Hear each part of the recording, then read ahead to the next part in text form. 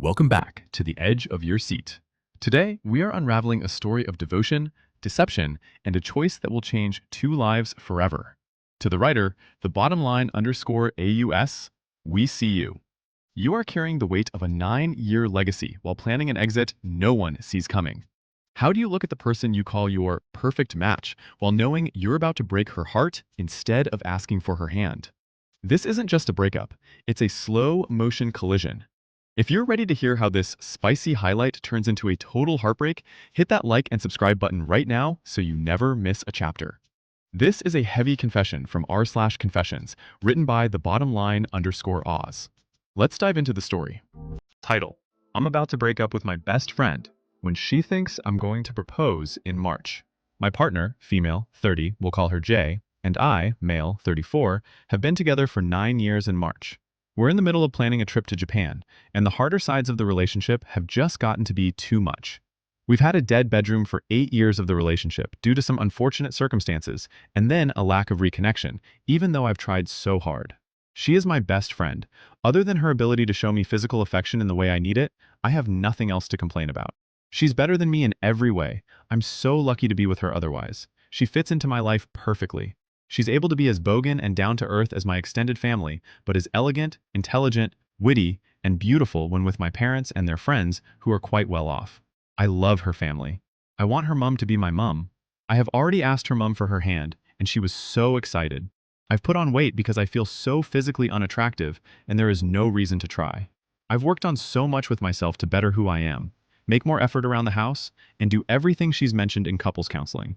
I'm losing the best part of my entire life, without doubt. But I'm just so lonely physically. I feel so selfish. I've moved away from my home for her, then moved back to her home for her. I've devoted myself to her. I just want sex and to not feel ashamed of myself for that. I can't do it before Christmas. I wouldn't do that to her. So I have to wait until after we get back. So I've got to go through a family holiday and Christmas knowing this. It just clicked today. I hate myself. Edit. So to be clear, the two traumatic experiences meant starting a new medication and a depressive episode which killed her libido. They were a cyst bursting, requiring a laparoscopy, and her father confessing he was cheating on her mum to her on Father's Day. He then left it for her to tell her mum, which I helped her do and walked away once the conversation had started to give them privacy. We had fantastic sex before this happened. Edit 2. Just to make sure, I have made this clear both in and out of couples therapy that this is something I need as part of a relationship. I've begged her, if she can't fix this, to please just let me go. All of this over the last 7 years. Final edit. Thank you all for your thoughts. It's nice to know the 74 different things running through my head were all valid. The OP later provided a significant update to the story.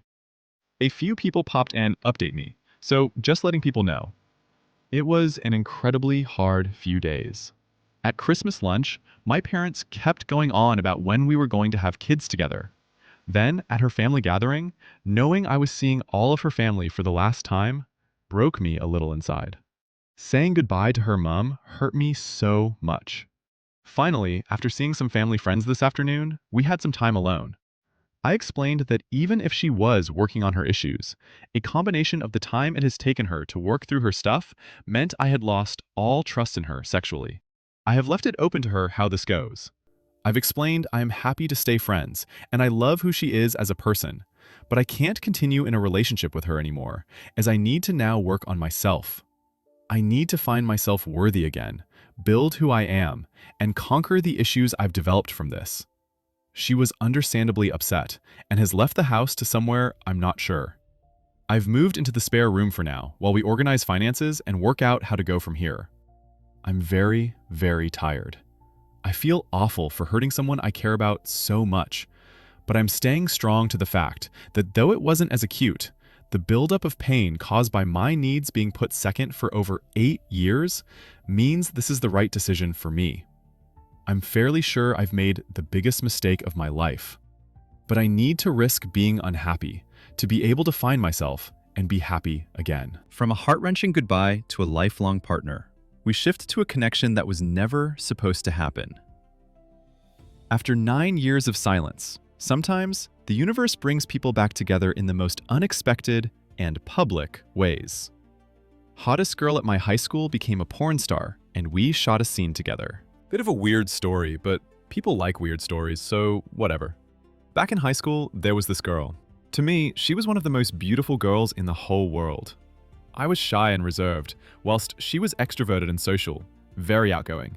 We were polar opposites pretty much. I doubt that she even knew I existed. Fast forward to some time after graduation, and I find out that she started a career in the adult film industry. She was actually a pretty successful performer and made somewhat of a name for herself. Meanwhile, after high school, I had studied videography. After working a couple of crappy jobs, I ended up working at a porn studio. The pay was excellent, and the work was consistent and pretty easy. In this line of work, it is not uncommon for roles to be switched up, and long story short, back-end crew can and do end up filling in for / auditioning as male talent. I ended up shooting a full scene with her, and yes, it's online. But the story doesn't end with the credits rolling. When this hit the forums, the internet did what it does best. It started digging for the truth.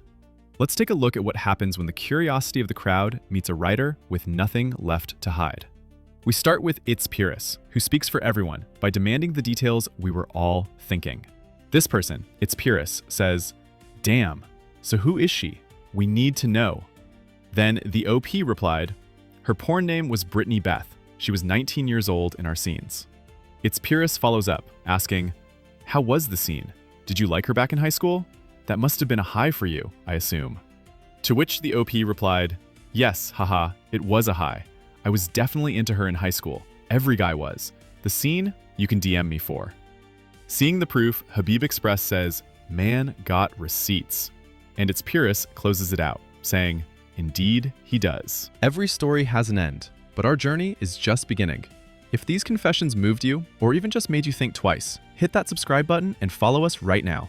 Your support is the heartbeat of this channel. It's what allows us to keep digging for the raw, the real, and the compelling stories that need to be told.